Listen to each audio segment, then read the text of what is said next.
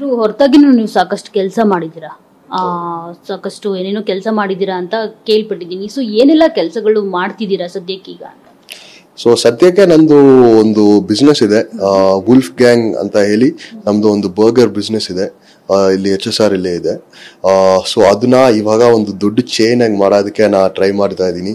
And ಅದು ಬಿಟ್ಟು ನಮ್ಮ ಫ್ಯೂಚರ್ ಪ್ಲಾನ್ ಬಂದು ನನಗೆ ಒಂದು ಕನ್ನಡ ಯೂಟ್ಯೂಬ್ ಚಾನೆಲ್ ಸ್ಟಾರ್ಟ್ ಮಾಡಬೇಕು ಅಂತ ನನಗೆ ಆಸೆ. ನನಗೆ ಬೈಕಿಂಗ್ ಅಂದರೆ ತುಂಬ ಇಷ್ಟ, ಟ್ರಾವೆಲಿಂಗ್ ಅಂದರೆ ತುಂಬ ಇಷ್ಟ. ಸೊ ಅದರಲ್ಲಿ ಒಂದು ಕರ್ನಾಟಕದಲ್ಲಿ ಎಲ್ಲ ಜಾಗ ಟ್ರಾವೆಲ್ ಮಾಡಿ, ಬೈಕಲ್ಲೇ ಟ್ರಾವೆಲ್ ಮಾಡಿ ಕರ್ನಾಟಕನ ಫುಲ್ ನೋಡಬೇಕು ಅಂತ ಒಂದು ಆಸೆ. ಆ್ಯಂಡ್ ಅದನ್ನ ವ್ಲಾಗ್ ಮಾಡಿ ಯೂಟ್ಯೂಬಲ್ಲಿ ಹಾಕೋದಕ್ಕೆ ಕೂಡ ಐಡಿಯಾ. ಆ್ಯಂಡ್ ಏನೋ ಫಾರಿನ್ ಕಂಟ್ರೀಸ್ ಎಲ್ಲ ಟ್ರಾವೆಲ್ ಮಾಡಿದ್ರೆ ಆ ವ್ಲಾಗ್ ಎಲ್ಲ ಮಾಡಿ ಜನಗಳಿಗೆ ತೋರ್ಸೋಣ ಅಂತ ಒಂದು ಆಸೆ. ಸೊ ಇದೇ ನನ್ನ ನೆಕ್ಸ್ಟ್ ಪ್ಲ್ಯಾನ್. ಈಗ ಮಕ್ಕಳು ತುಂಬಾನೇ ಸೆನ್ಸಿಟಿವ್ ಇರ್ತಾರೆ, ಯೂತ್ಸು. ಸೊ ಏನಾದರೂ ತಮ್ಮ ಆಸೆಗಳು ಈಡೇರ್ಲಿಲ್ಲ ಅಂತ ಅಂದಾಗ, ಅವರ ಗೋಲ್ಸ್ ಅಚೀವ್ ಮಾಡೋದಕ್ಕಾಗ್ಲಿಲ್ಲ ಅಂತಂದಾಗ ಅಫ್ಕೋರ್ಸ್ ಡಿಪ್ರೆಷನ್ಗೆ ಹೋಗೋದು ಸಹಜ. ಸೊ ಅಂಥವ್ರಿಗೆ ಏನು ಹೇಳಕ್ ಇಷ್ಟಪಡ್ತಾರೆ ಮೈಕಲ್ ಅವರು?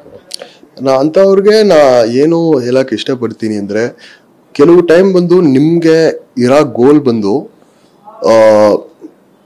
ನಿಮ್ಮ ಗೋಲ್ ನಿಮ್ನ ಚೂಸ್ ಮಾಡಬೇಕು, ನಿಮ್ ಕೆಲಸ ನಿಮ್ನ ಚೂಸ್ ಮಾಡಬೇಕು.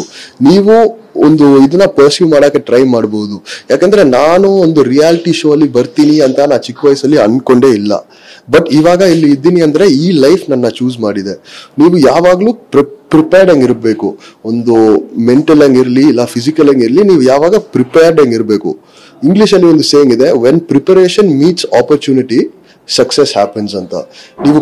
ನೀವು ಫುಲ್ ಪ್ರಿಪೇರ್ಡ್ ಆಗಿರುವಾಗ ಆಪರ್ಚುನಿಟಿ ಬಂದ್ರೆ ನೀವು ಅದು ತಗೋಬಹುದು.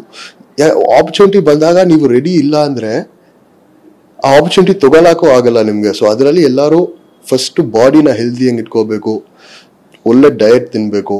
ಅಂಡ್ ಅವರು ಎಷ್ಟು ಮಟ್ಟದಿಗೆ ಅವ್ರು ಖುಷಿಯಂಗಿರ್ಬಹುದೋ ಅಷ್ಟು ಖುಷಿಯಂಗಿರಾಕ ಟ್ರೈ ಮಾಡಬೇಕು. ಅಂಡ್ ಅವರು ಆಪರ್ಚುನಿಟೀಸ್ನ ಹುಡುಕೊಂಡೇ ಇರಬೇಕು. ಅಂಡ್ ಡೆಫಿನೆಟ್ಲಿ ಏನೋ ಒಂದು ಬರುತ್ತೆ. ಅಂಡ್ ಡಿಪ್ರೆಷನ್ ಅಂತ ಹೇಳಿ ಸುಮ್ಮನೆ ಕುತ್ಕೊಳ್ಳೋದು ಕರೆಕ್ಟ್ ಇಲ್ಲ. ನೀವು ಸುಮ್ಮನೆ ಕುತ್ಕೊಂಡ್ರೆ ನೀವು ಸುಮ್ಮನೆ ಕುತ್ಕೊಂಡಿರ್ತೀರಾ. ನೀವು ಅದ್ರದ್ದು ಹೊರಗಡೆ ಬರೋಕೆ ಟ್ರೈ ಮಾಡಲೇಬೇಕು. ಬಿಗ್ ಬಾಸ್ ಮನೆಯಲ್ಲಿ ಎಲ್ಲರೂ ನಿಮ್ಮ ಇಬ್ಬರನ್ನ ನೋಡಿದಾಗ, ನಿಮ್ಮ ಮತ್ತೆ ವಿನಯ್ನ ನೋಡಿದಾಗ, ಇಬ್ರು ಸೂಪರ್ ಆಗಿರೋ ವಿಲನ್ಗಳು ಸಿಕ್ಕಿದ್ದಾರೆ ನಮ್ಮ ಕನ್ನಡ ಇಂಡಸ್ಟ್ರಿಗೆ, ಸಖತ್ ಆಪ್ಟ್ ಆಗ್ತಾರೆ ಇವರು ವಿಲನ್ ಆಗಿ ಅಂತ ಎಲ್ಲರೂ ಮಾತನಾಡ್ಕೊಳ್ತಾ ಇದ್ರು. ಇವನ್ ವಿನಯ್ ಕೂಡ ಹೇಳ್ತಾರೆ ಐ ಆಮ್ ವಿಲನ್ ಅಂತ ಹೇಳ್ಬಿಟ್ಟು. ಸೊ ಮೈಕಲ್ ಅವರು ವಿಲನ್ ಆದ್ರೆ ಯಾರೋ ಅಪೋಸಿಟ್ ಹೀರೋಗೆ ವಿಲನ್ ಆಗಕ್ಕೆ ಇಷ್ಟಪಡ್ತಾರೆ. ಮತ್ತೆ ಯಾವ ವಿಲನ್ ಅಂತ ಅಂದ್ರೆ ಮೈಕಲ್ ಅವ್ರಿಗೆ ಇಷ್ಟ ತುಂಬಾ? ನನಗೆ ಯಾರು ವಿಲನ್ ಇಷ್ಟ ಅಂತ ನನಗೆ ಗೊತ್ತಿಲ್ಲ, ಆಕ್ಚುಲಿ ಅಷ್ಟು ನೋಡಿದಿಲ್ಲ. ಬಟ್ ಇಂಡಸ್ಟ್ರಿ ತಗೊಳ್ಳಿ, ನನಗೆ ಅರ್ಜುನ್ ರಾಮ್ಪಾಲ್ ಅಂದ್ರೆ ತುಂಬಾ ಇಷ್ಟ. ಅವರು ಒಂದು ಒಳ್ಳೆ ವಿಲನ್ ರೋಲ್ಗೆ ತುಂಬಾ ಚೆನ್ನಾಗಿ ಸೆಟ್ ಆಗ್ತಾರೆ. ಸೊ ಅವರು ಅಂದ್ರೆ ಇಷ್ಟ. ಅಂಡ್ ವಿಲನ್ ಯಾರ್ಗ ಆಪೋಸಿಟ್ ಅಲ್ಲಿ ಆಗ್ಬೇಕು ಅಂದ್ರೆ ಖಂಡಿತ ನಾ ಸುದೀಪ್ ಸರ್ಗೆ ಆಪೋಸಿಟ್ ಆಗ್ಬೇಕು ಅಂತಾನೆ ಹೇಳ್ತೀನಿ. ಯಾಕಂದ್ರೆ ಆಲ್ರೆಡಿ ನಮ್ಮ ಮಧ್ಯದಲ್ಲಿ ಒಂದು ಚಿಕ್ಕ ಜಗಳ ಅಂತ ಹೇಳಕ್ ಆಗಲ್ಲ, ಅವರೇ ಬೈದಿದ್ದಾರೆ. ಬಟ್ ಮೇ ಬಿ ರೋಲ್ ಅಲ್ಲಿ ಸಿಕ್ಕಿದ್ರೆ ನಾ ಚೆನ್ನಾಗಿ ಮಾಡ್ಬೋದು ಅಂತ ನನ್ಗೆ ಅನ್ಸುತ್ತೆ. ಇದು ಇವಾಗ ಏನು ಇಂಪಾರ್ಟೆಂಟ್ ಏನಂದ್ರೆ ಪರೀಕ್ಷೆ ಆಗ್ಬೇಕು. ಇವಾಗ ನಾ ಒಬ್ಬ ಇದ್ದೀನಿ ಅಂತ ಅವ್ರಿಗೆ ಗೊತ್ತು. ಅಂಡ್ ಅವ್ರಿಗೆ ಒಂದು ಒಳ್ಳೆ ರೋಲ್ ಅವ್ರ ಕೈಯಲ್ಲಿ ಇದ್ರೆ ಖಂಡಿತ ಕೊಡ್ತಾರೆ ಅಂತ ನನ್ಗೆ ಅನ್ಸುತ್ತೆ. ಸುದೀಪ್ ಸರ್, ನಿಮ್ ನೆಕ್ಸ್ಟ್ ಮೂವಿಗೆ ಒಂದು ಒಳ್ಳೆ ವಿಲನ್ ರೋಲ್ ಬೇಕಂದ್ರೆ ನನ್ಗೆ ಕೊಡಿ.